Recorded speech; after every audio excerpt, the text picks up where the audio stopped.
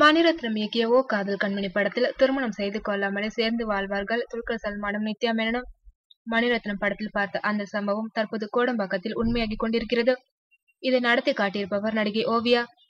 களவாணி படத்தின் மூலம் தமிழுக்கு வந்த ஓவியா அதன் பிறகு சில படங்களில் நடித்தாலும் பெரிதாக கிளிக் ஆகவில்லை. தமிழில் மட்டுமின்றி மலையாளத்திலும் கூட ஓவியாவிற்கு சொல்லிக் கொள்ளும்படியான படங்கள் இல்லை. கன்னட படங்களிலும் அவ்வப்போது நடித்து வருகின்றார். 3 மொழிகளில் நடித்தும் பெரிதாக சம்பாதிக்கவில்லையே என்ற வருத்தம் ஒரு பக்கம். மற்றொரு பக்கம் தன் அம்மா கேன்சர் நோயால் பாதிக்கப்பட்டதும் ஓவியாவை துயரத்தில் ஆழ்த்தியது. அவரது மனவேதனைக்கு மருந்தாக வந்தவர் ஜெகதீஷ் என்ற இளைஞர். இவர் ஜிவி பிரகாஷின் நண்பரா. ஜிவி பிரகாஷ் தயாரித்த மத யானை கூட்டம் படத்தில் ஓவியா தான் கதாநாயகி. அப்போது தினமும் படப்பிடிப்பிற்கு வந்த ஜெகதீஷ் ஓவியாவோடு நெருக்கமாகிவிட்டாரா. இந்த நெருக்கம் திருமணம் செய்து கொள்ளாமலே இருவரும் ஒரே பிளாட்டில் வசிக்கின்ற அளவிற்கு மாறிவிட்டது.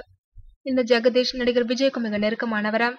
அந்த அடிப்படையிலோ என்னவோ உன்னை விஜய்க்கு ஜோடியாக நடிக்க வைக்கிறேன் என்று ஓவியாவிற்கு வாக்கு கொடுத்துள்ளாராம் ஜெகதீஷ்.